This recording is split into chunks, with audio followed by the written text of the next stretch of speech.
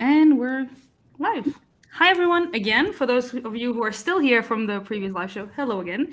For those of you who just joined us, hi, this is the Dune live show. So, all of us have read Dune. Some of us have loved it, some of us not so much. And I will let my lovely co hosts introduce themselves. All of their channels are, of course, linked down below. And yeah, just go subscribe to them if you're not, because you would be missing out if you're not subscribed to all these lovely people. And Evie, you can go start and introduce yourself. All right, apparently I tried to put a message in chat. Apparently it's putting me as you. I see that. I did not type anything. Anyways, so I will try to not eat on camera, as I put in the chat, because I have bagel bites, and we had a plan that we were going to have pizza and Dune, and apparently no one remembered the memo except for me and Sarah right before this. So, but she already ate hers. I did. Anyway, had mine last night. My channel is She Was Only Evie. I read a bunch of stuff. I've recently been getting really into sci-fi, more than just Dune. So that's been pretty exciting. So, yeah, there you go. Is it my go? Yes. Oh, okay. Sorry. I'm Andrew from Andrew's Wizardly Reads. I read and review fantasy, sci-fi, a little bit of horror now and again. And so apparently I'm the man of the hot takes, which we will get into a little later. But I love Dune, and I can't wait to talk about it. There you go. I don't think your Dune takes are the hot takes. I think Abby's got the hot takes for this video. By the way, I should have prefaced. I apologize if I come across as either you just didn't get it or that's your opinion, bro. So just putting that out there because I've read it now 5 times and I get a little butthurt when people don't like my favorite series, so it's fine. Abby's fortifying herself now. She's gaining all of her courage. I mean, I already went through like an hour and a half debate with my stepfather on this book. Oh no! Which spanned multiple days. Like there was an hour and a half last Friday, and then it just kept going like the whole weekend. So. I love that. Excellent. My name is Sarah. I was prepared because I went through that, and like now I can like tackle the masses with my unpopular opinions. This is your debate practice, and now you're ready. You're on the stage. Yeah, exactly. So, hi, I'm Abby from the channel Abby Salter. I read fantasy, sci-fi, romance, a range, mostly fantasy. This was my first time reading Dune, and I think the last time reading Dune. It won't be reread, I don't believe. And I went from really, really liking the first half to feeling it left a really bad taste in my mouth by the end of it.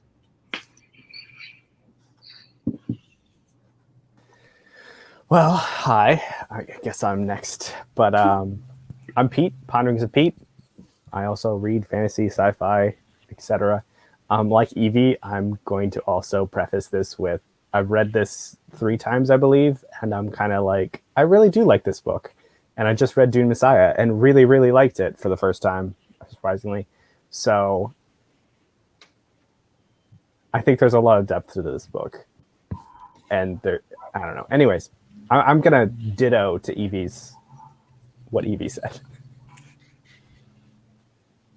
Well, hopefully the critiques that I bring up, you will be able to see them from why I have these critiques. No, you're wrong. We've like already determined that you're wrong. It's okay. No, I'm just kidding. This is going to be the best live show. All right. Do people hear an echo now, or was it me? No, I don't hear an echo anymore. Awesome. It's always me. I thought I could get away from wearing my husband's giant headphones, but no, I'm destined to always wear them. My name is Sarah. My channel is Sarah Reads. I read mostly fantasy, but I do read some sci-fi and some literary fiction every once in a while, and I am happy to be here. This is the first time I've done a live show with lots of you guys, so it's exciting. Yeah. And I'm Allie. My channel is Kisty Reads, and I also read a range of things like sci-fi, romance, fantasy, recently some classics, but mostly fantasy. And I did enjoy Dune, have some critiques, but yeah, I guess we'll get into it.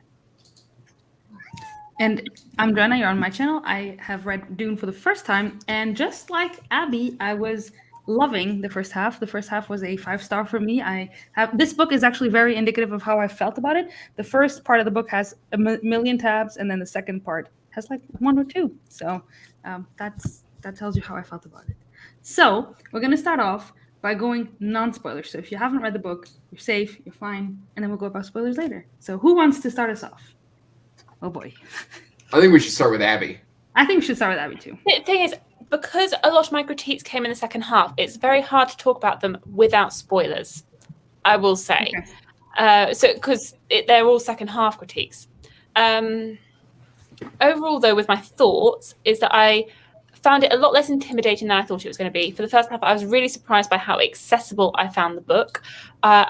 I would say that you should never read the blurb on the back of a Dune book because it is a summary and not a blurb, and it spoils the first 400 pages of a 550-page book. So yeah, I found it a lot more accessible than I thought. I liked the writing style. As a whole, I found it engaging, particularly in the first half with the political intrigue that was going on and getting used to the location. I guess if you've read fantasy, it's very easy to get into it felt very fantasy-esque for a sci-fi. I think my issues fell into the characterizations of certain characters as we went into the second half of the book. Apparently you're wrong. There you go. Okay. I will agree with what you said. I had some friends message me like, oh, how is it? Because so I'm a non-native English speaker. And so I've had a lot of non-native English speakers message me and ask me, how difficult is it to read if this is not your main language? And I said, it's actually very easy. I was so surprised because it's an older book. And I thought this is going to be impossible to understand. It's going to be very difficult. And the writing, honestly, if you hadn't told me that it was from 1965 or whatever it is, I would never have guessed it. So I will say it is very accessible. Compared to, like, I read Ursula K. Le Guin, The Left Hand of Darkness, and I'd say that is much harder in terms of the language to read than this. And that's written around the same time. I'd agree with that. I did Yeah. struggle with getting into Left Hand of Darkness, but I mean, I'll let everybody else go because I could gush about this all day. So For me, the first time I read Dune, I actually DNF'd it. And specifically, my TBR was too heavy at the time, and I was unused to the unique POV that is used by Frank Herbert. I think it's called third-person omniscient, is the actual term for that style. And it just kind of threw me, and I was struggling with kind of like the classic feel of the book. And then I read it 2 months later, and as like the last book of a TBR. And I just fell in love with it. Like I had nothing else calling my attention. I had nothing else to look forward to. And I just dived into Dune. And by the time I got used to that POV, it felt just natural. It felt masterful. I really, really enjoyed the way Frank Herbert told his story and how the characterizations and the politics and the world building all just kind of meshed together to tell the story that is delivered in Dune.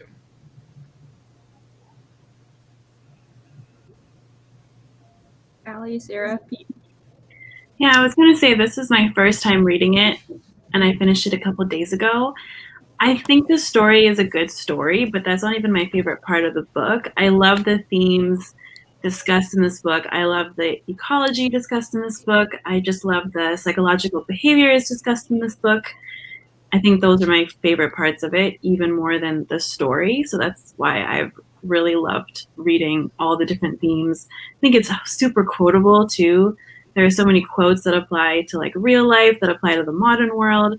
And I was worried at first that it didn't age well, that it was just this like sci-fi kind of like classic thing you have to read, like that didn't really apply, but it does apply. And I was really surprised by that. There were some things I didn't like that are also spoiler-y, so I'll wait for that. But those are the things that I enjoyed about it. Whereas I don't think it's aged well. Abby's coming out. She's coming out hating. Evie's biting her tongue. I think it's aged well. I was like, He's like, come at me. Poor Evie. I am Happy also girlfriend. team pro Dune. I really liked it. I was also very intimidated by it for a long time. I think it's one of the like longest books on my TBR, the one that has been there for the most years/decades. But I was pleasantly surprised by how accessible the writing was, and I really liked the story. But I guess we can talk about that a little bit more in the spoilery part. I'm also on Team Pro Dune, and I read this right after college, and it was really just kind of blew me away with the epicness of the narrative. Because I really like books that kind of tease the wider world, and this one not only teased it, but tended to include the wider world that we saw. And I think that continues on in at least Dune Messiah, which I have read. And that's kind of one of the main things that pulled me in. And on rereads and on more, doing more research on Dune and thinking about some of the themes and stuff, I think it really, it has a lot of depth in it and a lot to explore in the themes, and is remarkably subversive for the time that it was written.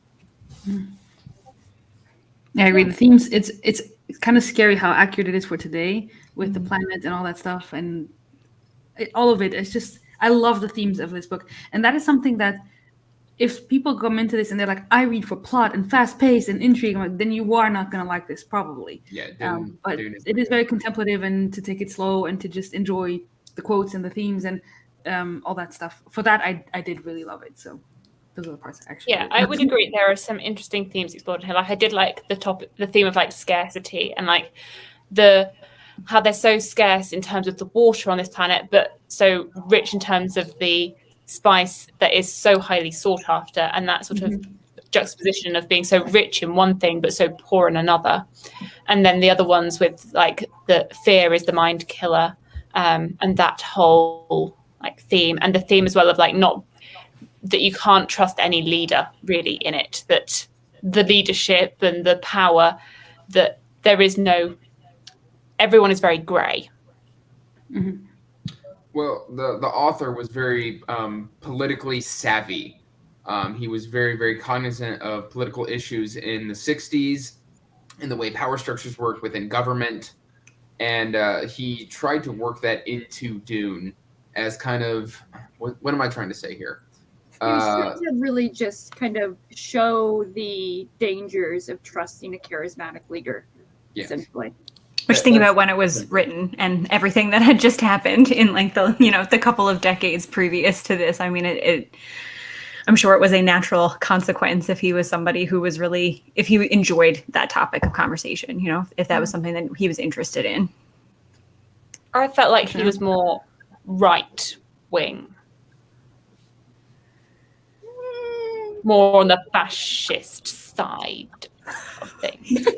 You read a completely different book than we did. You're right.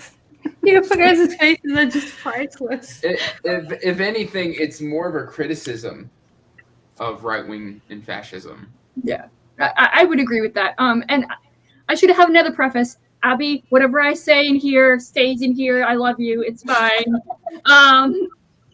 But I mean, for me, Dune, it's hard for me to separate the nostalgia of reading it when I was 15, reading it at the same age that Paul was when he came to Arrakis.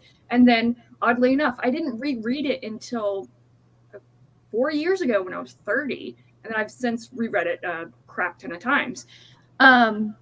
So it is admittedly hard for me to separate nostalgia from my love for this book and for this series.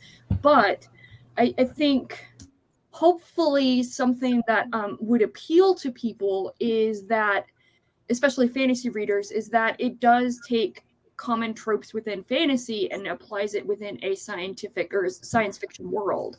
And it does do world building. It has political intrigue. And if you can kind of get past the omniscient narrative and kind of go with that, then I think people hopefully would enjoy it or may enjoy it. So. Mm-hmm.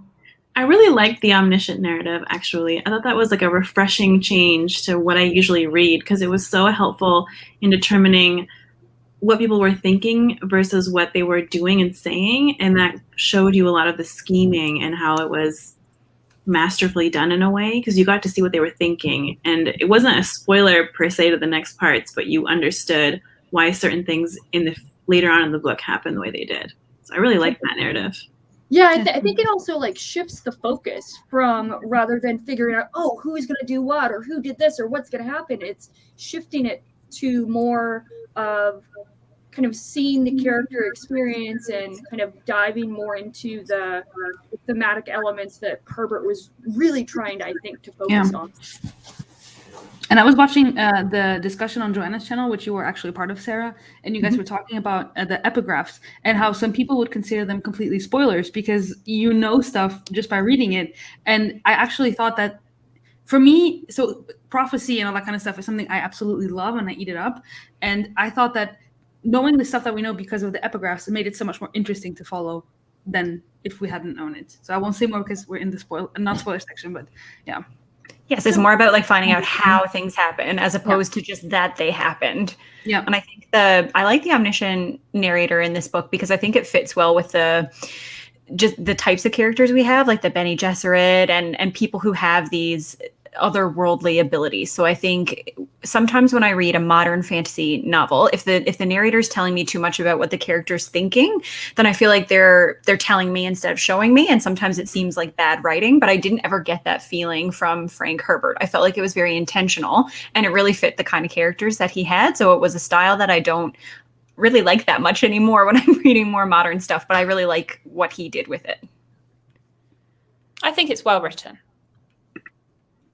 So before we go into spoilers, so go for it. No. All I was saying was that I think it was well written. I mean, I quite liked the third person omniscient narrative. Like, I didn't find it jarring or hard to get into, really. Like, I think as a reader, I like third person more so than first person, and I like it multiple perspectives. So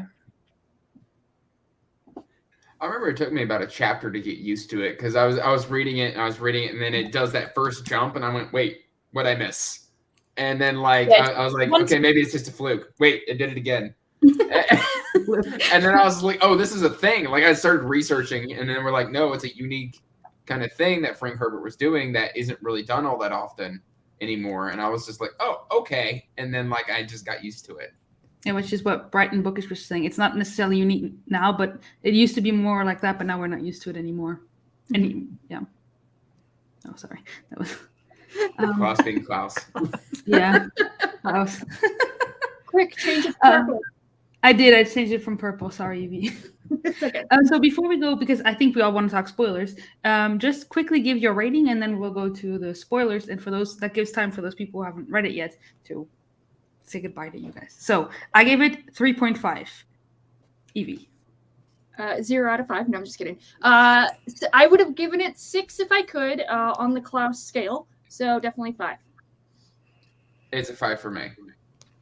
I also gave it a 5. You're muted. I would give it a highly recommend because I don't do ratings because I'm weird. That's cool. I gave it a 2. You're so cute the way you say that. It had so much potential. It was so strong. It was at a 4. It was solid, and then it nosedived. I'm at a 3.5 or 4. I haven't decided actually which way I'm going to go. We'll see. Yeah. Maybe I can persuade you to go to. Maybe I feel like Joanna and Ali. I'm like I could be we could sway you. Yeah, after the stream, either the 5-star people could sway you up, or I could sway you down. This is dangerous. I'm here to talk about the book, not to be swayed. I was gonna say, fun fact: this is actually like an intervention. It's like a big old game of tug of war. What did I just walk into? It's what happens though. You can go on to discussions and live streams, and suddenly your lukewarm opinions, you can be swayed. You can go, oh, I came out of that really actually loving these topics, and I love the book more. Or my opinion is not lukewarm. My opinion is strong. No, I will not lie. Watching the live show that with Jonna and Mike and Sarah and Philip, I was like, maybe I liked it more than I thought I did. So maybe this live show. Mike got me to read the book. After my really in-depth discussion with my stepfather, and he was bringing up all the points, I was like, yeah, well, I like that. And I was like, no, Abby, you had such a visceral reaction when you were reading it. You can't I was like, that doesn't change how you felt when you read it. See, you've got support, Abby. Yeah. Ooh, the plot. Straight up All right, betrayal, let's go Sarah. to spoiler Straight up betrayal. territories. Oh wait, did everyone give the rating? Yeah, we were done. The gloves are Okay. gonna come off, y'all. We're gonna go to spoilers, and now feel free. Go, Abby. Go. Just let it out. Just let it out. I mean, there's multiple different areas that we could talk about with my. Oh, bye, Evie. Evie left. She couldn't He's like, I handle don't want it to hear it. anymore. I'm gone. She's Okay. stress eating. She Shall needs to eat as shall we many talk as about possible. how the LGBTQI plus community was handled in here first? Should we talk about how the villain? Oh, how do we make a villain? Right, they've got to be fat and they've got to be gay. There we go. Villain done. Tick. Okay, A, he was also a pedophile and No, like yeah. a No. monster.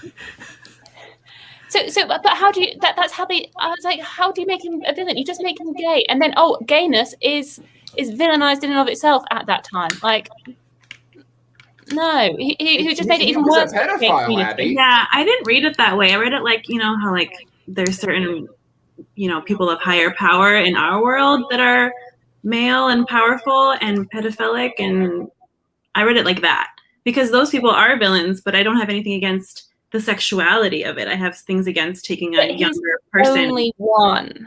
I never felt he was I- villainous for being gay. No, I can see well, why you would think that. I mean, he also like it goes into his real world opinions on the gay community with his son coming out as gay and it's all like family, so it's not like there's not like loads of news on it, but like him and his son came out as gay and that was it. Their relationship was over. They were like completely ostracized. Wait, Frank Herbert's son? Yep. The one that Lord. died. Not the one that continued the books. Oh. Like it completely, his coming out as gay, their relationship was over. Like that was it. Well, I don't have a response to that because I haven't researched it at all. I didn't know that.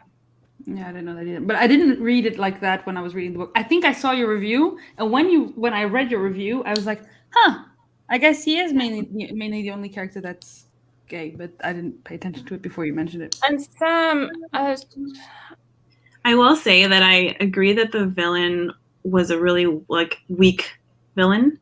Our hero I felt was much stronger than the Baron, who was supposed to be, I think, the villain in this. I just felt he was really weak and idiotic compared to. So I was thought that talking very imbalanced. to Sam about it, and he says that does he not see the damage of linking homosexuality with pedophilia? There is a really gross history of gays being told that they are perversion and must have been sexually abused as children, and that they themselves are likely to molest children because of it. This kind of misinformation was rife in the 60s, and his book was contributing to it. I mean, that could just be the book being a product of its time. Which, I mean, yes, you could say that it didn't age well, but unfortunately, it just doesn't come out when I read it. Like, maybe it's just in the day and age that we are, I don't read into it like that. I just see it as a facet of the character. I do think it's important, though, for what Abby's research has done to point that out, because I don't have that opinion, obviously. So because I don't have that opinion, and probably same with you, Andrew, I don't read it that way. Right. But I think it's important to show that it was written in this time, perhaps because of this thought process that was popular at the time and really damaging to that community. But yeah, I think as a person that doesn't believe that, I didn't see that or read it that way. So it's very eye-opening to hear that research that you've done, Abby. Yeah, and Brighton Book is just saying, he's established as a villain before we know his sexual orientation. He's talking about wiping out the Atreides, not about anything regarding his sexuality. I think it was in chapter 2 that you find out that he's gay. When you first meet him.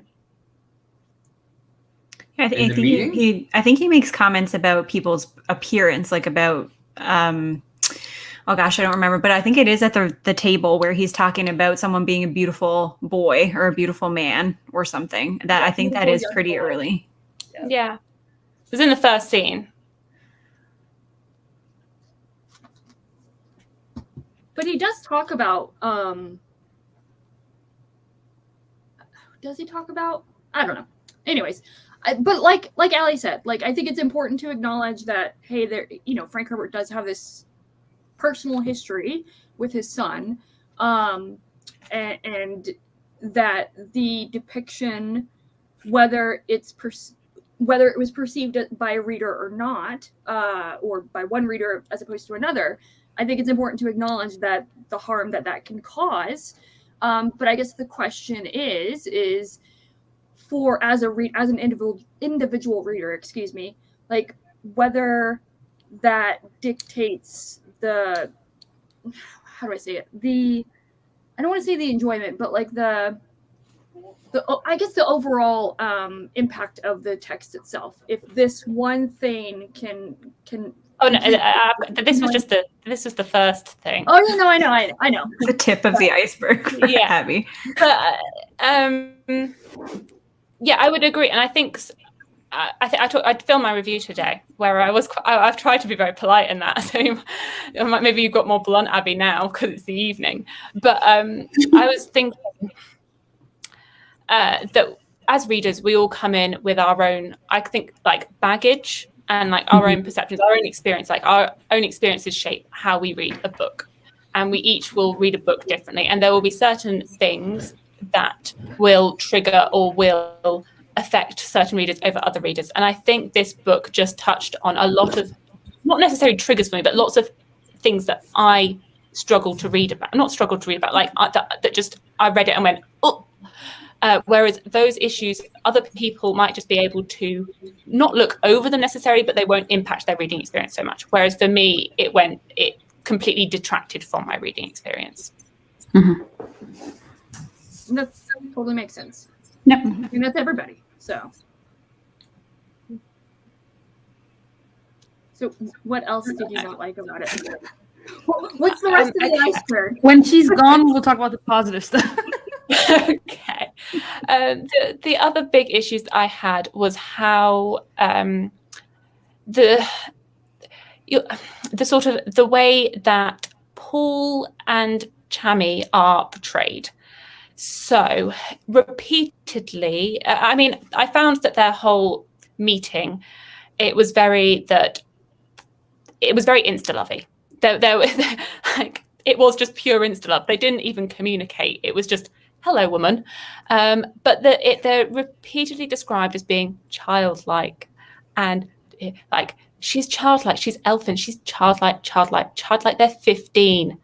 And that's drilled into, that felt like it was drilled into me as a reader. And then they meet and let's make babies. Let's have an orgy and make babies. And that just made, that was the scene where I just went, I don't know if I can read this book anymore. Because I was like, you have completely made these two children and they're now saying that they want to, and that's suddenly a big romantic sexual relationship. I mean, I get that critique. I will say to argue against your argument, is that, you know, with Paul's prescience, he's seen Chani before, long before he even got to Arrakis, and I didn't perceive Chani as like falling in love with Paul, because again, there was this. When he asks her to carry the water, Jameis's water, after he kills him, like she's like, no, this is basically a sign of like courtship or whatever, and she didn't want to take it. And that's when, was it Stilgar? I think it was, says, no, he's not of our world. Like, just carry it for him for right now. I didn't get insta love, at least from her part. I think from Paul's, I got more of a intrigue of like, hey, I've seen you before. What do you mean as part of my life, my world, and what my vision is? In regards to the orgy, honestly, that was it's still one of the weirdest things. I mean, it felt like he was writing a male sexual fantasy to me, that he's written this community of people that have orgies, that women that have built relationships with men, and they have children with them, and then these men die, and suddenly they're just like, oh, okay, my partner's dead. Oh, I'll go with you then instead. We could be together. And that these women that just moved straight between men and just flip-flopped and between men, and it just felt like a a sexual fantasy that he wanted to go into a community where he could have many different women, and that it could be with a 15-year-old, and I just felt repulsed by it. Yeah, I didn't get that at all. See that at all. So in regards, again, the orgy, still don't understand. But it's the character that I'm thinking of. Oh gosh, what's her name? Starts with an H. Jameis's wife. Howard, I think. Yes. Howard. When Jameis is killed, like, I can see why that can be perceived poorly, of essentially Paul inheriting his wife either as a wife or a servant for a year. Like, that's basically part of the contract. You can either take her as a wife or she can be a servant for a year. I can see that critique. I absolutely understand it. But at the same time, like, that's culturally what Frank Herbert is basing the Fremen on, is North African tribes and Middle Eastern tribes, which at the time, that was a common, I don't want to, like, obviously generalize, but that was a common aspect of some of those cultures. And I think that's part of what he was trying to portray. And going back to the orgy, sorry, it kind of gave me, every time I read it, it gives me kind of vibes of, like, I don't know, like ancient Roman, ancient Greek, like just absolute pure, those pure pleasure moments of, literally, they would have orgy parties or whatever, where they would just get high and just have free reign of everything. And still don't get it, but I understand it. But History by Evie is a really exciting topic. But yeah, I think it was that it was just the repeated that they were childlike and that they suddenly wanted to have babies. Yeah, I think that's what I was like. Why do you have to keep calling them childlike? I mean, you'll notice that they've aged the characters up for the movie. Like, if they had put 15-year-olds in the place of Timothée Chalamet and Zendaya, I don't think it would work. I mean, movies always age up child characters, to be honest, so regardless. But I think if you saw that on screen as them being 15, I think it would cause a bit of an uproar, and that's how I read it. I'm not convinced we're getting an on-screen orgy with anyone. So. No. Yeah. So I think those were my biggest critiques, really. I felt like that going into the second half, there's the time jump, and I felt like a lot of what I would have wanted, a lot of development, was in that time jump, and so the time jump just skipped any sort of development between the characters that could have created, I don't know, just a dynamic that I would have wanted. It felt like all that time was just skipped. And that felt a bit lazy to me. I was like, well, where's the rest of it? Where's the rest of the story that you've just skimmed over to then get to quite an anticlimactic ending, I would say. Brian Herbert wrote it, and Paula Dune just, came out last year. I'm just kidding. I hate Brian Herbert. Oh God, I hate him so much. But anyways, so I will say, to kind of segue from that, is actually the depiction of women. I think the more, I know that you didn't really like it, Abby, but I actually really enjoyed the depiction of women, especially considering the time in which it was written. I feel like the women characters, especially Jessica and Chani, are some of the most complex female characters that I have read ever, in my opinion. I also want to say, like the part where Paul and Janice fight, and then Paul wins, and then all of a sudden inherits a female and her children, really did startle me, or jarred me, I guess, when I read the book. But then I also did take into account that theme, or that cultural situation, does happen a lot in other books as well, and in the movies too. And it is, I think, described as like a tribal, North African, Middle Eastern tribal, and I think even other types of tribes in other parts of the world will kind of use that. But that was really jarring. However, I just wanted to point out that I thought Hawa in that scene was still really a strong female character, even though she was basically being like handed off to a man, I still respected her and felt that she was strong within that. So I was very like not impressed, but I was happy to see that it wasn't just like this woman being like, oh, let me serve you. She was like, what? And very belligerent almost.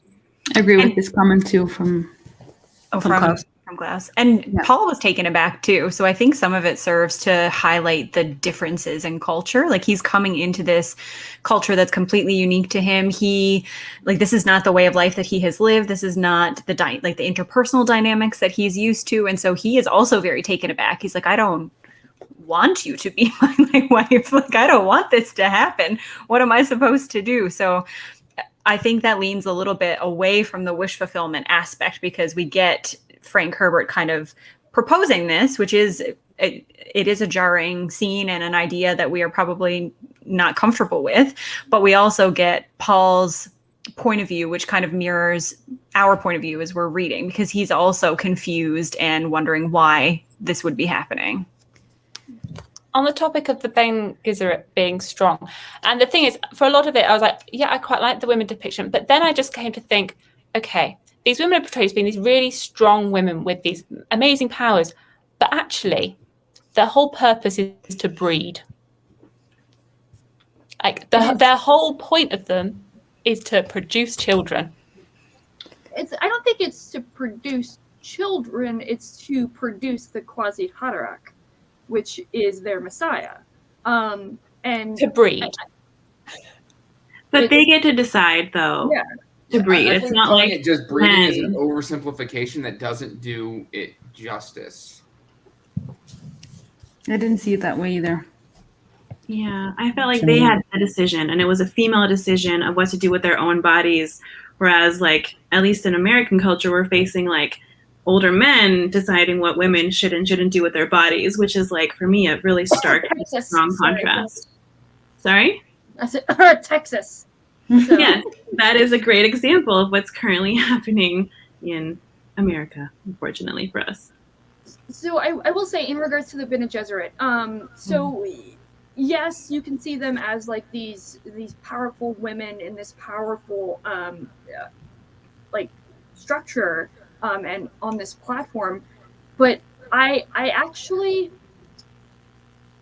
the more that I reread Dune, the more terrified I am by not just the Bene Gesserit, but by any sort of power structure that's depicted within Dune. And I think the Bene Gesserit are just an aspect of that.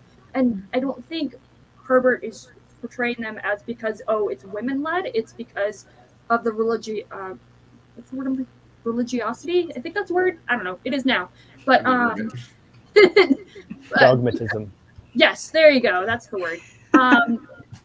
Because of that aspect of it, and that's for me, is quite frightening that, you know,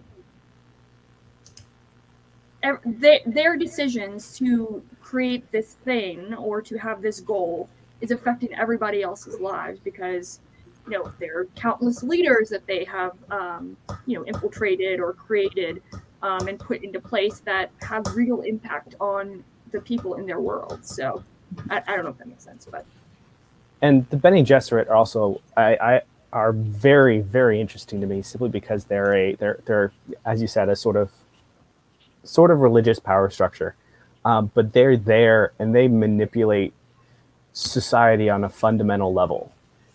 Like, for instance, the fact that Paul is able to go to the Fremen and he co-opts their Messiah thing, their Messiah tradition, and this tradition was put there by the Bene Gesserit. Yep. Thousands and thousands of years ago. That's the thing that was most I shouldn't say frightening, but the most unnerving for me. Yeah. That, you know, it is so ingrained in this world on a universal level that, you know, these people who are I don't want to say innocent, but like they genuinely think they have these beliefs, but it's built on something that the Bene Gesserit controls. I don't know. Yeah.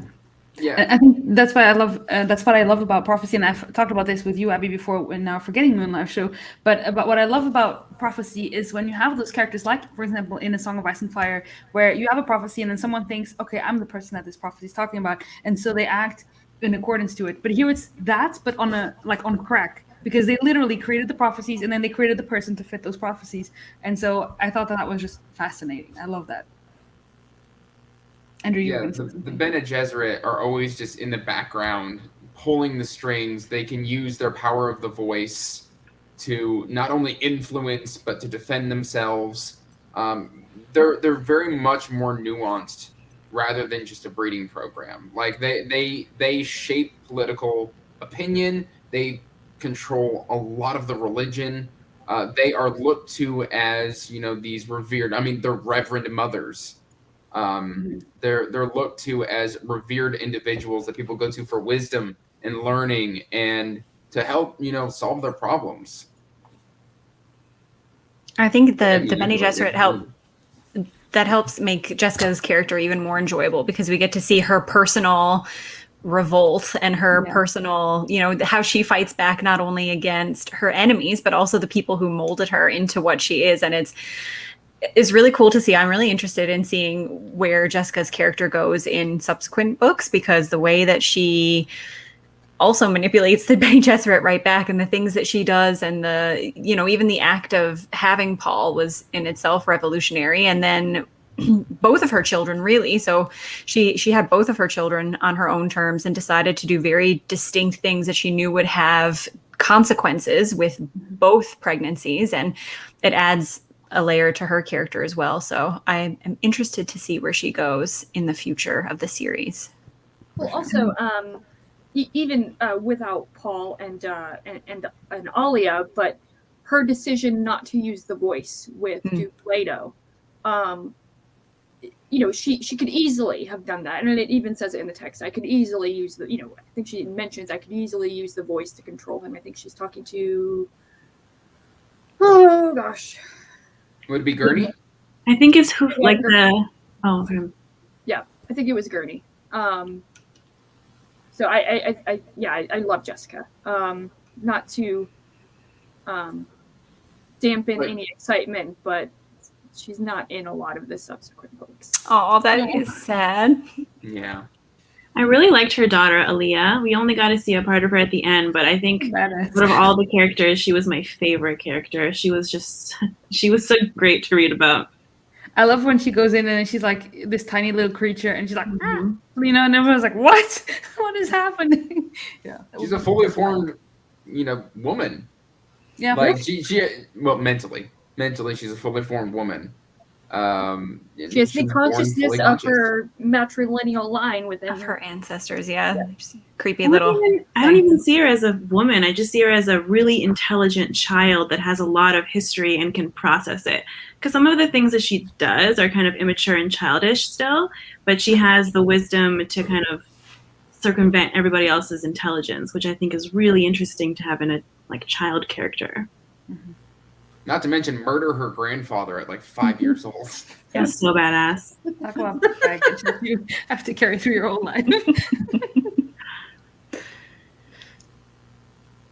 So, kids are scary. What about? Oh, sorry. Go ahead. Go ahead. It's not a topic that I'm the most aware on, but there's a big debate on the white savior narrative within Dune. How Paul is the white savior coming along as the chosen one to save these indigenous people from nothing, from what Can I go? Yeah, I mean, very excited have at it. It's not something that I feel particularly strongly on, but there is a lot of different discussions on it, and there are a lot of articles on that, and whether it's a narrative that we should be perpetuating today. So, one, he's not white, but because if you read Duke Leto, he has olive skin, which could be, perceived as either black or at least, Middle Eastern Mediterranean. complexion. I was very confused when I saw the Dune miniseries, and it was, William Harris or Richard Harris, I don't know, some guy. This white dude playing Duke Leto, and I'm like, he wasn't white. What are you talking about? But anyways, I totally get the if you want to rephrase white savior as this kind of colonial idea, absolutely, that is absolutely in the text, and that is, I think, what Frank Herbert is arguing against. Not only just the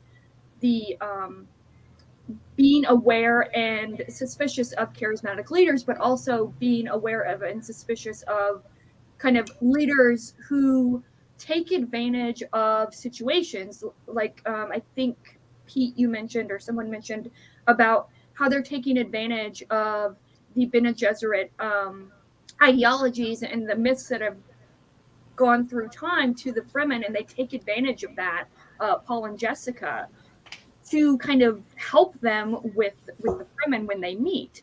And like, that is wrong. Like, that's, I think that's what Frank Herbert was trying to portray, is that yes, this person is taking advantage of this situation. And I mean, he doesn't outright say it, but I think there's kind of nuance in that I don't think he is portraying it positively, at the very least. And I think not only the fact that Paul is, I think I counted it out, Paul is like a parasite 3 times over. So he's a parasite to the Bene Gesserit because he co-ops their Kwisatz, I cannot pronounce it, the KH thing. He co-ops Kwisatz Haderach. Yeah, Kwisatz Haderach. He co-ops the Fremen's beliefs, which are technically also Bene Gesserit beliefs that they seeded. And then there's a third, and then he co-ops, I think, the Empire's line of succession. But he basically uses everything to his own ends because of his charisma, because of his prescience. But he's a bit of a parasite, and I think that's an important thing. Jessica does it as well. To a degree. Yeah, Jessica does it, and she kind of uses him for it. And then the other thing is with the white savior trope. One of the key factors of the white savior trope is the savior coming in and leaving the indigenous people better off.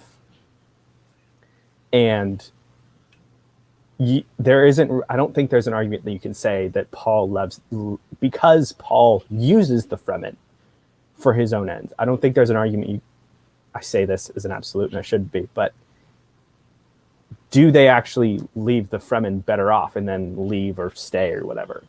And I don't think he does. He uses them and doesn't necessarily lose them, but this is a theme that's also continued in Dune Messiah. Yeah. As well. Like, I've been trying not to say any of that, but I think the tricky thing is that you're told a lot of the time that you can read Dune as a standalone. And from what I've looked into it, the message of Dune can change quite a bit based on reading subsequent novels. Mm-hmm. And what you see Paul as in Dune is very different from your perceptions of Paul in the rest of the series. I would totally agree with that. I think Dune is one of those series. So Dune as a series is one of those series that are greater than the sum of their parts, or however that phrase goes. Like, I think each individual book is wonderful on their own accord, but as a series, you get a better picture of the full narrative. But so I absolutely agree.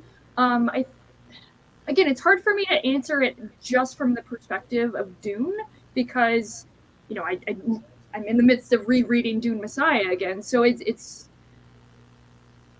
genuinely struggle with kind of parsing out Dune as an individual book and the perceptions of characters as they are portrayed in the text. So I'm probably the worst person to even talk about this. So yeah, I will say the white savior does get addressed heavily in Dune Messiah, like that, without talking about Dune Messiah, but like it turns the entire concept on its head. I will also say my issue with people calling Dune a white savior book is first of all, I think that argument barely skims the surface of what the actual storyline is. 2, it's also imposing race onto the text when it was supposed to, like, that's not a concept that's even supposed to be in the book. Like, you're imposing a modern day vernacular, a modern day It's like heavily 20,000 laden. years in the future, isn't it? Well, modern day, our modern day, but you're imposing a vernacular and a very inflammatory vernacular onto a text that it's addressing something completely different, in my opinion.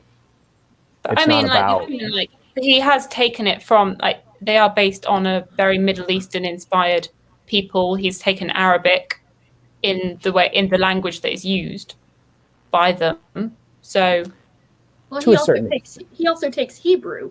So are we going to discuss that?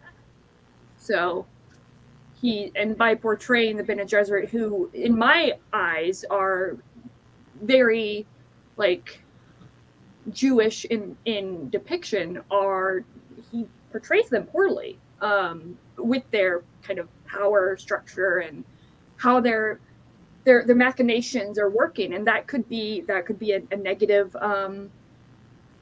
perception in modern age. So hold on. he definitely takes inspirations from those places. Yeah. But I think it's just frustrating for me when I see a narrative from present day put on this book. Like, he absolutely is talking about colonialism, and that's an issue, and that's his critique with this book. But race is a concept that is outside, is both sociologically and biologically, like, it's a combination of the two. And first of all, pretty much everybody in the book is literally the same skin color. They're all olive. Like, the concept is that when we mix naturally, so everybody is essentially, everybody mixes to the point that everybody's the same skin color in the end. They have different cultures, correct, because they're all differences, but those cultures are also being manipulated by the Bene Gesserit. So I hope I'm getting across my thoughts well. I think because we are only ever going to read this book with the modern lens, really, like the time that we are in. There's no way that we can take away the subjectivity of reading it in the 2020s. That just because it's written in the 60s, it's not as though we could read it as someone in the 60s. And I think that, so I was reading this article that was saying that, to quote what they said about the white savior narrative, the idea that the Freemans are destined only either to be colonized or to undertake a mega jihad, and that being uplifted by a white Superman is the fulcrum on which this rests. It removes their agency completely. That the idea of a messianic figure which was embedded in their culture by their colonial masters does not particularly change that. A lack of agency on the part of the people of color is the core of the white savior. Whatever it is, they couldn't have done it without the white savior. But you see, that entire premise is that Paul is white, and Paul is not white. But he's still... I mean, the point is colonialism. And so, I mean, that statement is not wrong. And I guess it's a question of whether you perceive the text as a narrative argument against colonialism, or I don't want to say for colonialism, but like if you, I don't know how to say that, but if anyone wants to jump in, I'm just like, was this inadvertent on Frank Herbert's part and part of his own internal bias, or was it a very intentional theme that he wanted to explore? I think that he did it intentionally. I think everything that's in there was very intentional, and that he wanted to show the evils of people doing this, and how this can happen and how this does happen and how it is not a good thing. At least that's how I read the book. I do like Bright and Bookish's comment, though, that, race is kind of unconscious. There's an unconscious bias with race. I do agree. Like, maybe race isn't intentionally inserted, but I do think, and especially for the times, and even for modern times, that there is an unconscious bias there that you could definitely argue that race is involved. And the second one that she says, the use of the term jihad firmly links the Freemen to the Middle East and to the Islamic faith. Yeah, they were inspired mainly, if I remember correctly, by both Buddhism and Islam.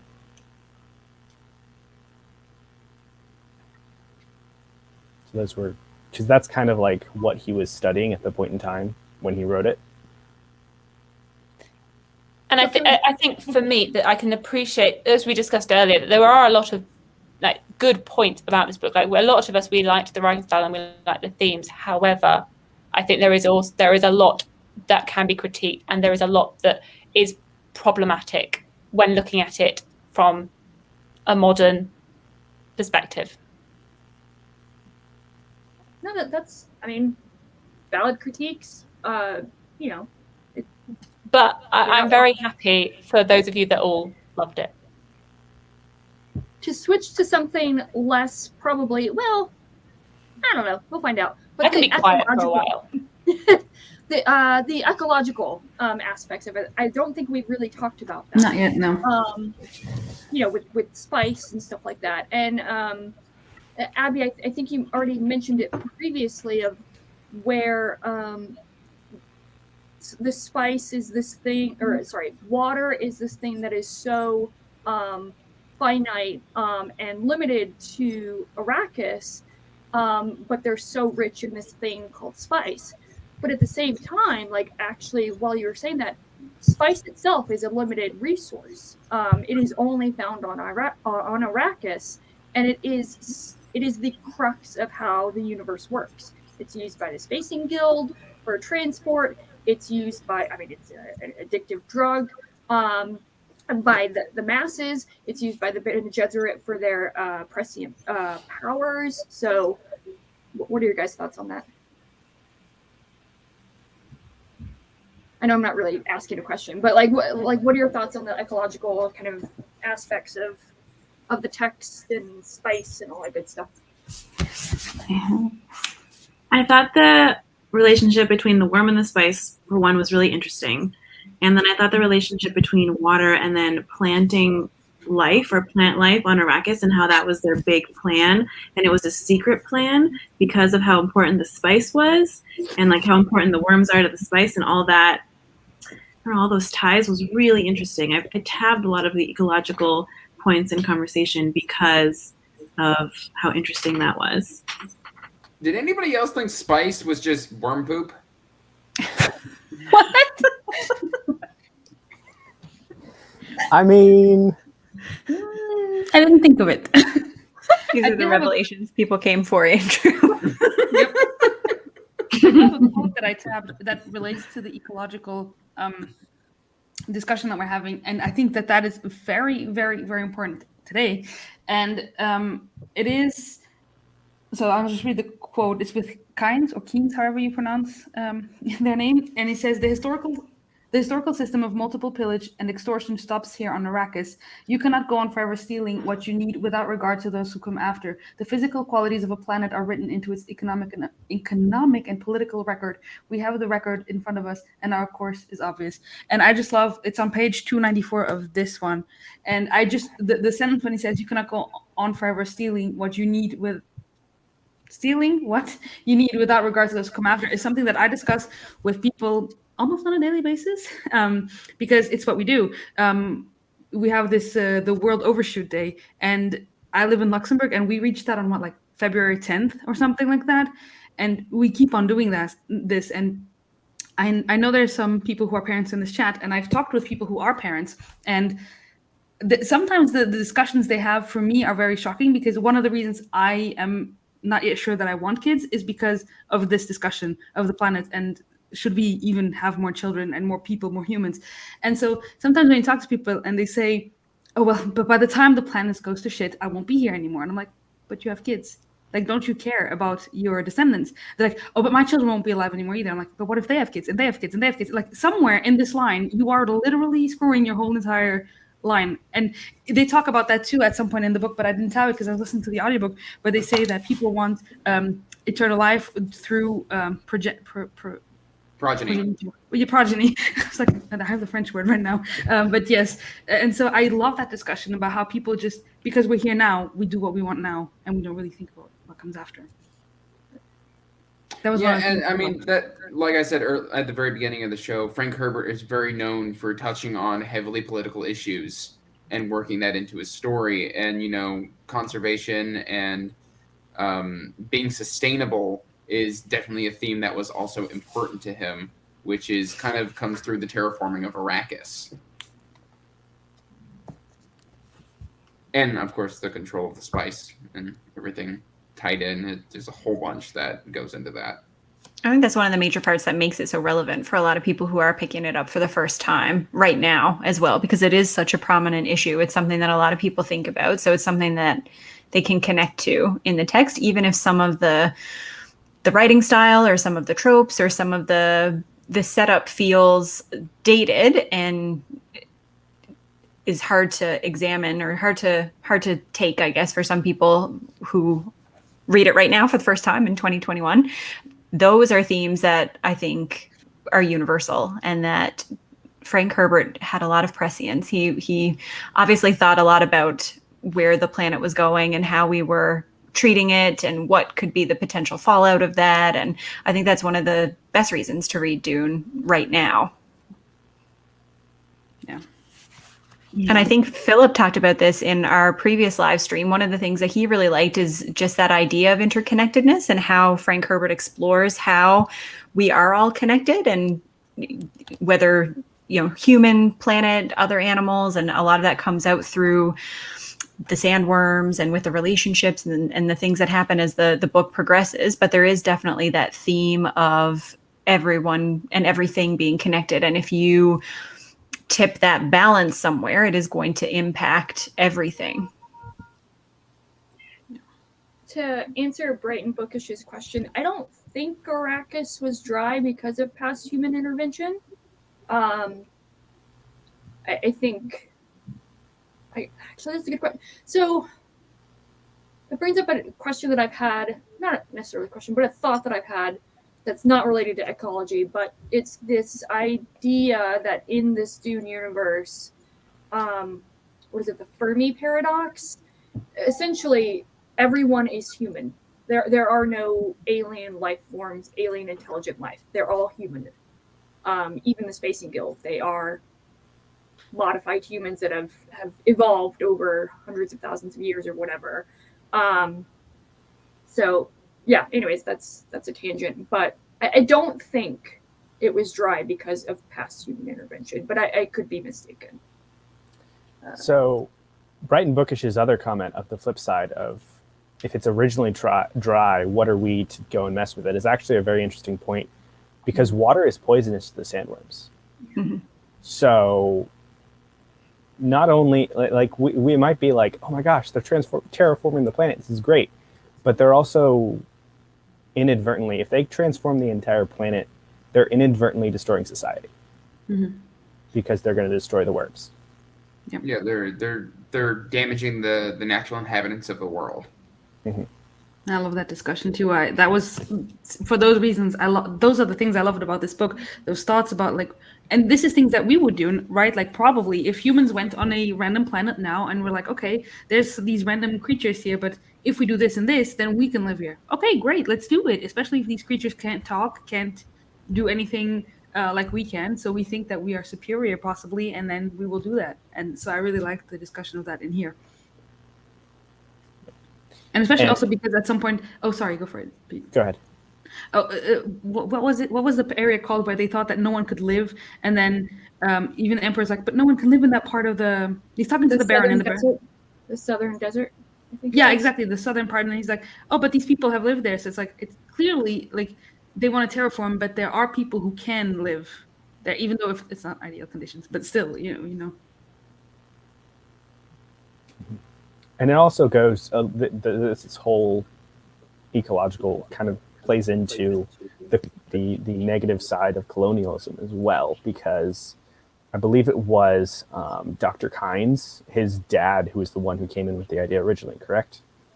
Yeah. So that kind of plays into the civilized Dr. Kynes' father Yeah, sure, he integrated with the Fremen and married a Fremen woman, but he still came in and was like, I can make this better. Mhm. But by destroying the sandworms, by terraforming the planet, he's also destroying the Fremen culture. He's destroying society, breaking down the very bounds of society, because everybody relies on this spice, all because, hey, I can make this better. When in reality, are you? Well, better for who, right? Yeah, especially Exactly. that.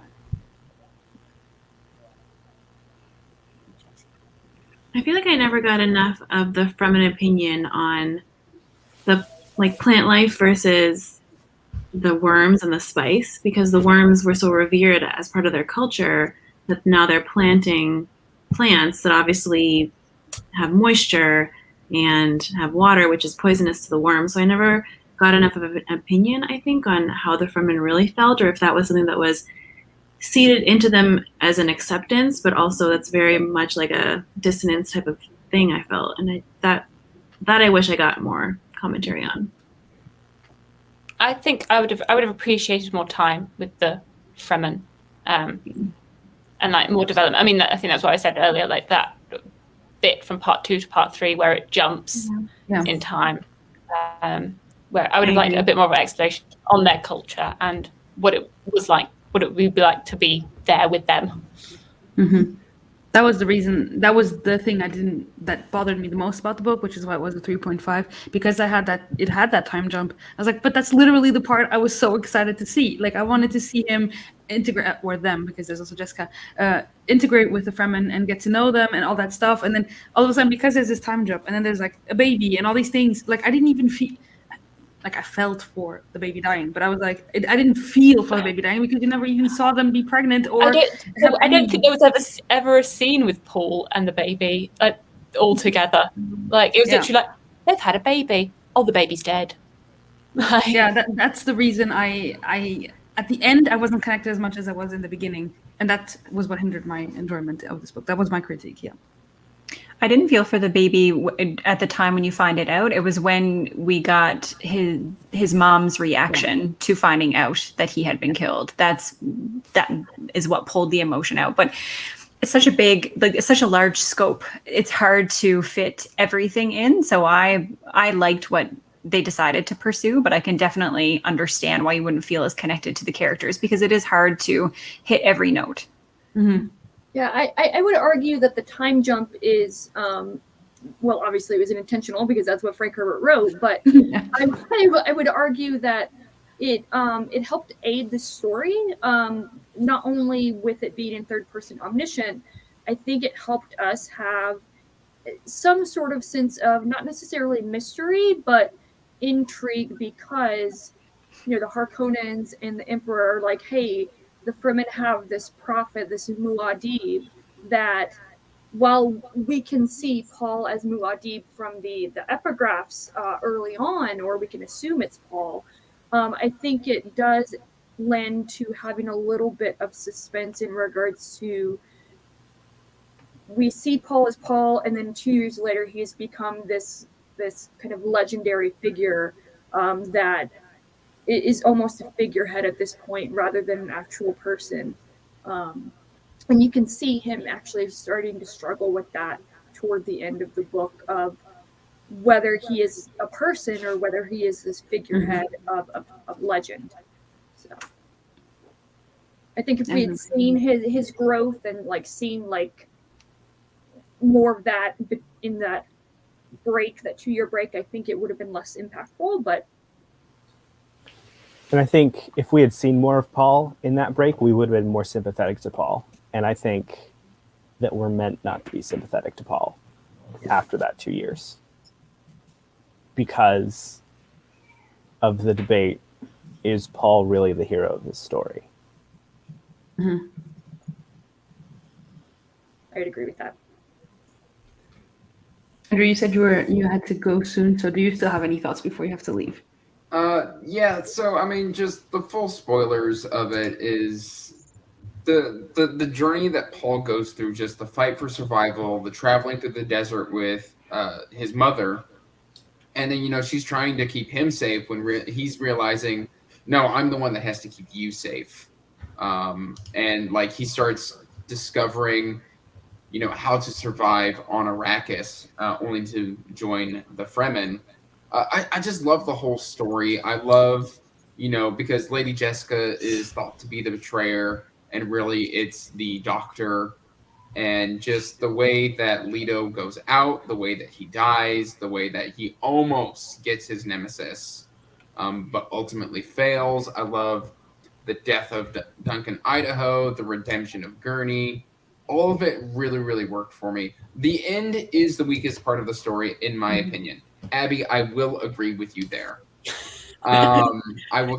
On this one point. That is the one point I will concede, is that the end, I believe, is the weakest part of the story. However, I do think that if the readers of the series do continue into Dune Messiah, a lot of that can get resolved. Maybe not all of it, but some of it. Oh, I've already spoiled myself. So. Oh, you already looked it up. Oh, yeah. You knew you were going no further with this series. Yeah, she's like, I'm done. I'm out. But yeah, no, I really enjoyed Dune. Like I said, I just bought the Folio Society, which means I just spent a lot of money on a copy of this book. That means you love the didn't book. listen to me, Andrew. No, I won a bet, okay? Literally, my wife and I made a bet, and basically, if she won the bet, she got a hockey jersey. If I won the bet, I got Dune. I remember a that video the you same posted price? one time where you were on a book buying ban and you weren't going to buy any more book books. buying ban did not work. Ever. No. I think the lowest I got to was 20 books a month. 20 books a month? That I buy? Yeah, my biggest was like 50. A month? In a month? Yeah. And your wife isn't allowing you any more bookshelves. I'm allowed one more shelf. And then I got to get creative. How many books are you reading a Like you, month? Pete. Yes. Pete, you want to talk. It's the whole, yep. Wow. I love How that. many are you reading a month? I read about 10 books a month. So even on a low book buying month, you're bringing in double what you're reading. Yes. When are you It's going to good to read have them all? aspirations. Oy. When am I going to read them all? Hopefully in the grave. Those have books time are so then. sad. You're buying all these books and you're not going to read them. They're sad and disappointed in you, Andrew. I hope you know that. Pete, how many of those books behind you have you read? I'm making waves. I've actually stopped buying books that I'm not going to read in the next month or two. So I'm like, I think I bought like 3 books last month. So I I'm bought working on it. way more than 3 It's books. a very last good month. deflection there, Pete. Yes, I bought, I think, 30 books last month. You're Very, rough in very- this live show. I've probably bought 5 books scared. while we've been talking. You buy them in your sleep, and then you wake up and then all these books show up. You're like, oh, okay. Well, Andrew by himself, keeping the book community and book publishing industry going. All right, guys, I do have to. Go for it. Thank you, jump. Andrew. Thanks, See you, Andrew. Andrew. See ya. Yeah. So I don't know if you guys wanted to still talk about the ecological stuff, but at some point I would just like to talk about like favorite scenes or whatever. Go for it. Okay. Yeah, go ahead. So I would say that my favorite scene, at least on this reread, and I genuinely was on the verge of tears for it, probably because I was listening to orchestrals while reading it, but was Layat Kine's death scene. I don't know why, but it really hit me, especially at the end where he's kind of self-reflecting. It's not he's actually thinking it, but it says, then, as his planet killed him, it occurred to Kynes that his father and all the other scientists were wrong, that the most persistent principles of the universe were accident and error. And I think that completely goes against the whole idea of prescience and control and prophecy. And I thought that was just, the entire scene was beautiful, and that last line I thought was incredibly poignant. I'm very interested. Oh, sorry. Abby, go ahead. This is the guy that dies in the desert. Yeah. Mhm. Oh, I was. You were happy he died? No, I just found that whole scene very boring. Abby is here to break your heart, Evie. Yeah. Fine. I've crapped on the Final Empire enough, so it's finally for payback. right? Payback time. It's going to be an interesting scene to see in the movie because it also feels very psychedelic when it's happening. Like you're not sure, like there's what's real, what's not real. He's having the He's seeing his hallucination, father. Yeah. right? It's going to be, if they do it well, I feel like it could be a really good scene. I have seen the movie, but I won't spoil you guys. Oh, have you? Yeah, It's last out week. in Europe already. I'm Yeah. mad. I went on Sunday. I thought it was coming out in Canada on October 1st because I had read that somewhere, but now apparently it's not until the same day as the States. So I had kind of been like, haha, guys, I get to see it next weekend. And then that like slapped me in the face. So you should never make fun of your friends. Yeah, we went, and what I didn't know was it was only a part 1. I didn't know that. Yeah. So it's like, there's still so much movie to happen because, you know, big book. I was like, there's still so much to happen. And it's already been going on for 2 hours. And I was like, oh, it's a part 1. Yep. Apparently, I have like maybe 3, and they're going to try to adapt Messiah as well. The third one will be Messiah, which is a much shorter book, in my opinion. Yeah, it is. The audiobook is like 9 hours, and this one was 22, I think, or 21 point something. Yeah, I Wow. It breezed is a through very Messiah. much shorter book. Beast. Yeah. It's a big difference. Yeah, So does what- anyone else have any favorite scenes or I just love the scene when he puts his hand in that thing, which, what's the name Tom again? Jabbar? Chapter 1. Yes. Chapter 1, Evie is like, yeah, the best part of the book when it was still good. Yeah. I liked that scene. I really liked that That's so scene. good. That was so good. I was like, That scene got me in straight away. I was like, oh, I Me like too. this. Me And then I too, read because- chapter 2. I was like, oh, where are we going? And then I got back into it again.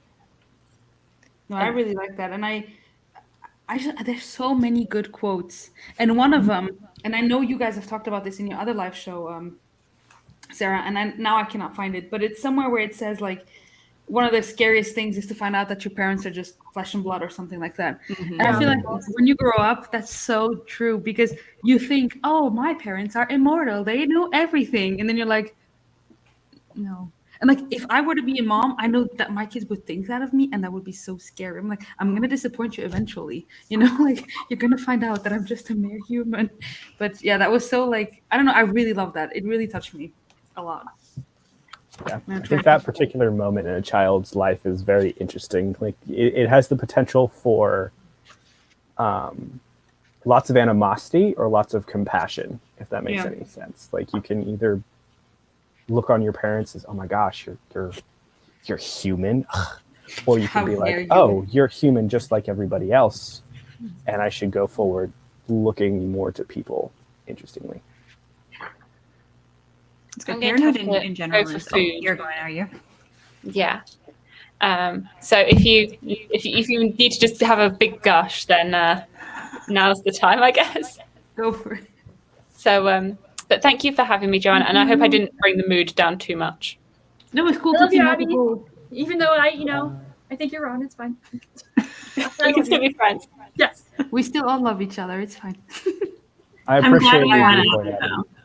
Can I read another quote that I really loved? Yes. Sorry, guys. I don't ever the quote my quotes- books. Does everybody do this? Does everybody tab things that they like? Yeah. Not I always. write in it too. I even wrote in one point, and then it's so cute because at the end it does come back. I just saw my tab for it. It was how it turned standing in the open doorway, and I was like, "There's always this thing about the back at the door." And then at the end of the book, he's like, "I'm not standing with my back towards the door." So a quote that I really liked is on page 71 of this one. And it's in the epigraphs, and it says, and the first lesson of all was the basic truth that he could learn. It is shocking to find how many people do not believe they can learn, and how many more believe learning to be difficult. And I was like, that is so true. I feel like a lot of us, or a lot of people, think that I could never do this. I could never learn this. I could never. And I'm like, yes, you can. You just gotta set your mind to it. And I feel like that is how so many people stop. I'm not going to say growing like physically, but because we impose these limits on ourselves, you know. See, I have a lot of thoughts in here. I can never say them. Very, very applicable to booktube in general. Because I think I see a lot of people that are very intimidated by just all the stuff to learn, whether it's editing, whether it's lighting, whether it's sound. But there's a lot of resources out there. Like, I'm literally going to go into a binge about learning about sound after we get off this live show, because I'm trying to correct things in my room but it's accessible and it's there and you can, and people are here to help. Yeah. You can do anything you can set your mind to. I feel like that has been something just in society that's kind of been put down a little bit more recently I agree. in the past I agree. decade or two. Yeah. And that's especially you're in Canada, Sarah, right? But all of you are in America. So when I went to America for my degree, I felt like there I could be anyone I wanted. And people were like, you can do this. It's like, oh, I think I'm going to start this. Do it. You got it. And I'm like, why are people so positive here? Here, as soon as you say something like, I want to start doing this, but that is a lot of work, you know that? Like, it's always so negative. And then you're like, you're right. It will take a lot of time. It will take a lot of effort. I cannot do this. I'm too dumb. I will quit. And in America, it's not like that. At least the experience I had. People were very much encouraging others to do things and helping. What you were saying, Pete, people are there to help. And here, not so much. Like, here, people often like to guard their knowledge. Like, I have the knowledge, so knowledge is power. You know, I'm like, but why? Why can we just not all help each other? And there are resources there. Like, when I tell my friends that I'm learning Dutch at the moment, I'm doing booktube, I am starting like the fitness stuff and to be healthier, and I read a ton of books and I have a full-time job. I'm like, how do you do all that? I'm like, just because I want to. If there's at some point something I don't want to do anymore, I won't do it, and that's it. Yeah. Yeah, there's a lot of good philosophical things to take away from the book that ties in with the whole fear is the mind killer mantra. Yeah. I love the more sinister parts of the book. Just to give a darker. I love dark-ish, so it's always going to come back to that.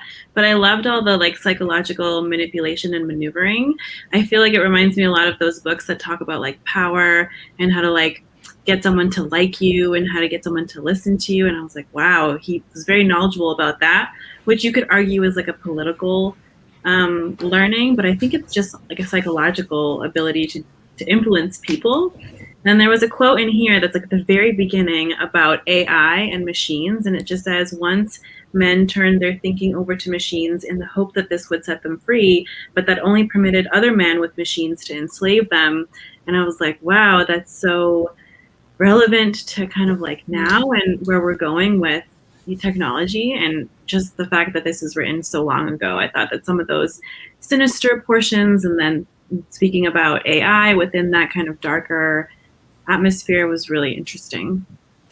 Yeah, I agree. Oh, that's very true. Although I do like the aesthetic of you saying, I really like dark things with your pink bunny ears behind you. It's all about balance. We all need a happy bunny ears to lighten the environment while we're reading dark and sinister books. This is true.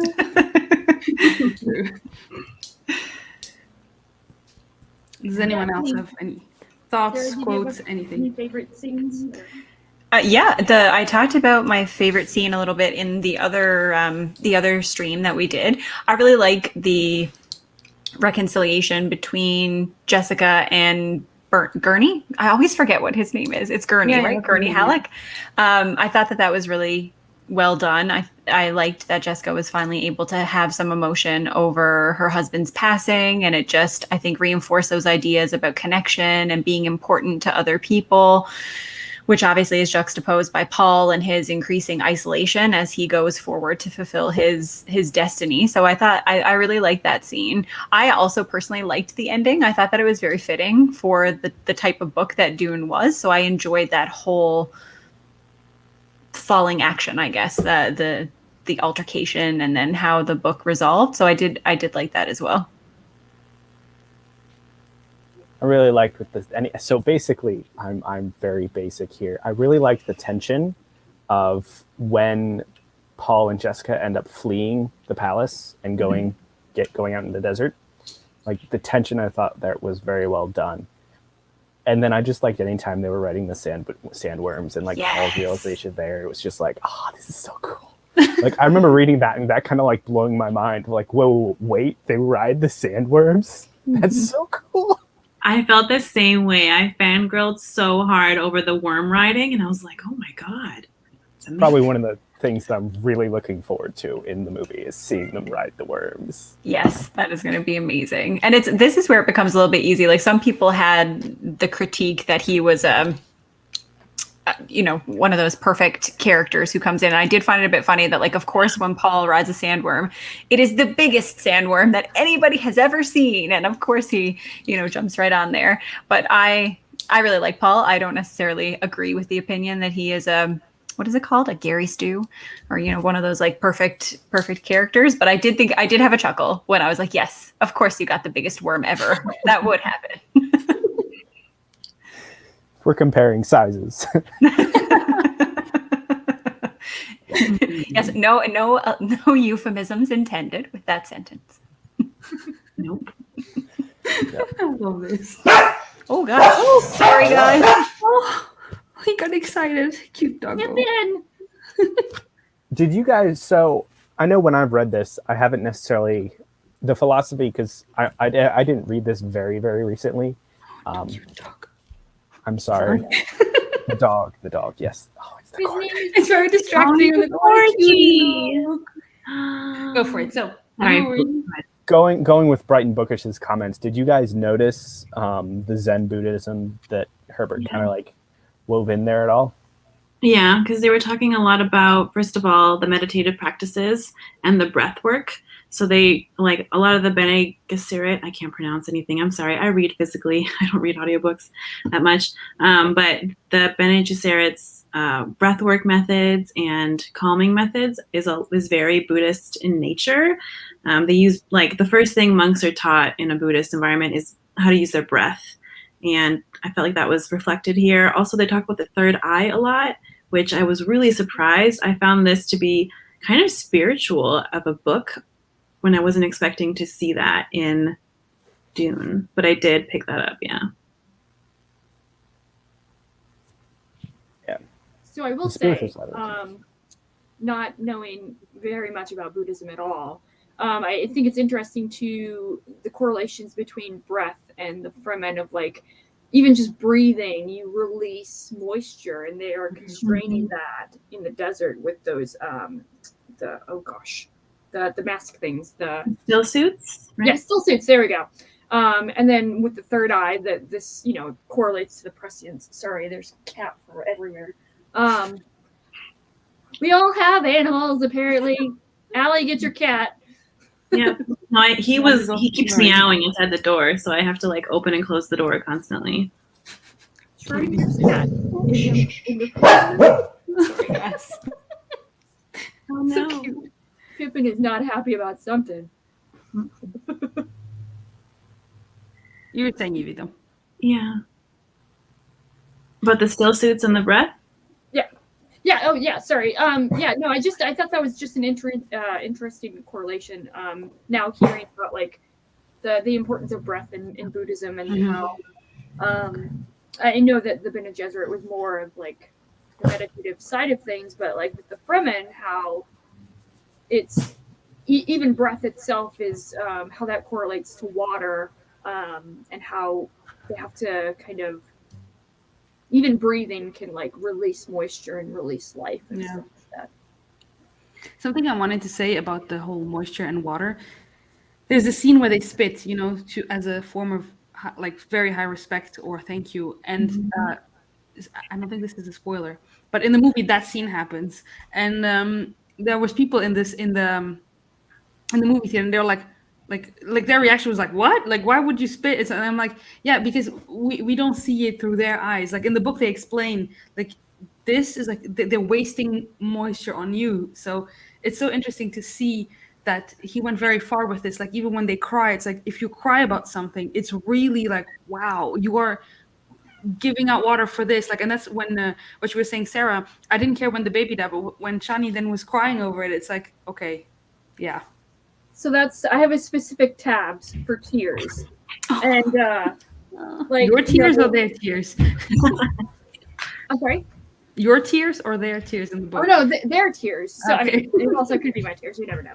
But, like, even as early on, as Reverend Mother Helen Gohayam, like, she's looking at Jessica right before they leave after he's had the test, and she's on the verge of tears. And then I've got, like, I don't know, maybe half a dozen instances where like either people are on the verge of tears or actually crying. Like, and I think those are the more, at least for me, they were the more and maybe most emotional scenes. So, because of the the importance and the impact of tears within this world and within the Fremen society. So For sure. Pippin okay? He's good. So my kid's friend came to the door, and then they all came in-stairs. So I'm sure they all came inside upstairs. So I'm sure you can hear the like huge bangs now. It's so cute though. That's why they're cute, so that you keep them around. That's evolutionary advantage that children have. They need to be cute. I'm so full of dog hair now. I'm sorry. I'm gonna be like picking it off my face. I feel the same way about cats because cats can be like really big a-holes that they're so lucky that they're cute, you know? I know. We bred them that way, so it's our own fault. True. They're not too far off from their actual like wild cousins, so they just choose to like sometimes obey us. There's this video of like, I don't remember which wildcat it is, but they don't really meow. They just do this weird sound, and it's Chirping or Sorry? clicks. The chirping, I think, the clicking chirping sound. But like that's how they meow, you know? Like they don't actually meow. It's so cute. Cheetahs, You see these maybe? big cats doing that. Oh, it's so cute. The more they need you, the cuter they are. Yep. That's Very true. food motivated. So is everyone going to continue on with Dune Messiah? That is my question. Well, Evie, obviously. Already done. You already read it? Yeah, I read it in like 3 days. 2 days. Nice. It was. I am going to You like continue it on. the same, more or less? I think recency bias makes me like it a little bit more, Okay. but I have to sit with it for a little bit. I think I think Evie and a few other people, including myself, are going to gush about it at some point. And We're like- Joanna, if you finish it in time, or Sarah, or Allie, if you want to continue it as well, I'm more going than to welcome to join. I can't decide if I should continue it or not. And I know apparently this is like the stage of when you get persuaded into things, but I haven't decided if I'm Especially going now to. that Abby's not here. Oh no. But I haven't decided. I'm like, I could, but then there's just so many other books that I'm reading that I'm like, I don't know when. Yeah. But I It read does. the It does back make of a good Dune Messiah. standalone. Yeah, it does. Yeah. To a certain extent, it also does wrap things up for certain storylines. I think that a lot of people say that Dune and Dune Messiah are like a nice duology. Okay. I think That's what that my friend does. said too. Yeah, because That I've does heard hold. like the second and third book are good, but then after that it kind of goes down. So I'm like, oh, I don't know how much I want to like. Go. Are you continuing, Sarah?